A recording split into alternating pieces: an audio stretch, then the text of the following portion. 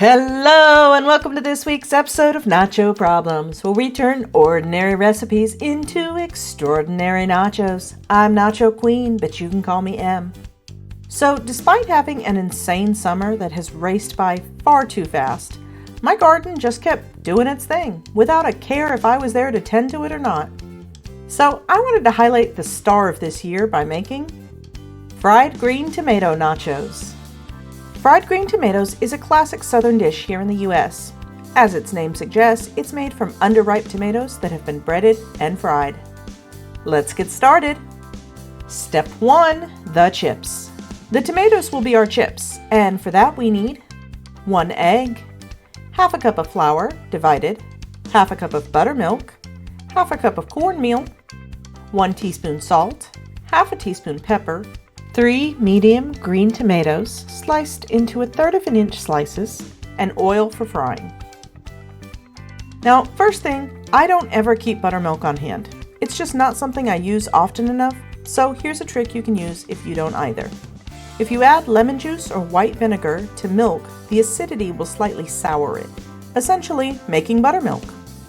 The ratio is 1 tablespoon lemon juice per cup of buttermilk you need. So, since we only need half a cup, we'll add about half a tablespoon of lemon juice to our measuring cup, and then fill it up with milk until it measures 1/2 cup total. Now just stir and set aside for 5 minutes.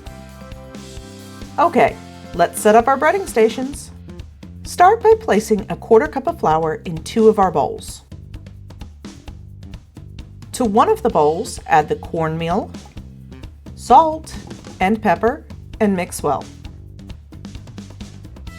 Now in a third bowl, we're going to crack our egg and give it a little beating. Then add in our buttermilk and whip it like it's Alabama during bowl season. Now let's get to breading. First, dip your tomatoes into the plain flour. Make sure to give them a good dusting. Then it's into the milk.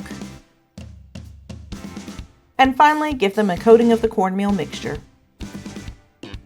Now repeat with the rest of your tomatoes while we preheat about 1/4 inch of oil to 375 degrees Fahrenheit or 190 C. To fry, we're going to gently place our slices into the oil. Cook for 2 to 3 minutes before carefully turning and cooking for another 2 to 3 minutes. Then remove to a paper towel lined plate, and that's our chips. Next up is Step 2. The cheese.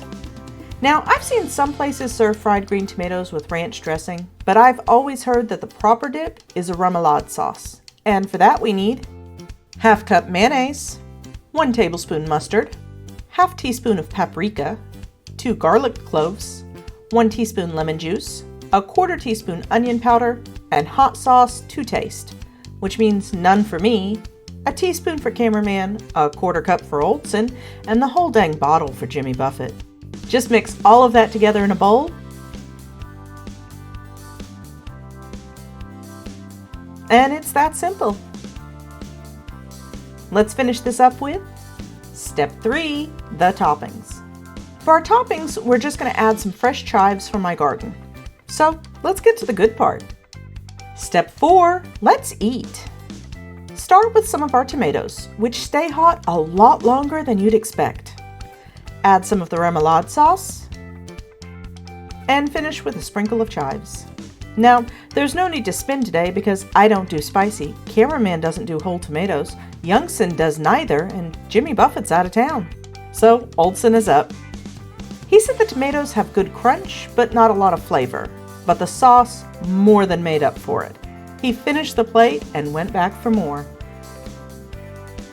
Well, that's all for this week. I hope you enjoyed it. If so, give it a like and please consider subscribing if you want to see more nacho videos. If you have an idea for a future video, you can leave a comment below or tag me on the site previously known as Twitter. I'm at NachoProblemsYT. I've also linked my Blue Sky below, but you won't find me on Facebook, Instagram, or Threads. If you're looking to steal my apron, well, that's nacho merch, but you can get your own at a link in the description. Now, I made the mistake of teaching my hound to chase rabbits away from my garden, not realizing that with enough incentive, she could actually bend the bars and squeeze through the fence. So now I have to reinforce it, but that's not your problem. Thanks for watching, and I'll see you soon.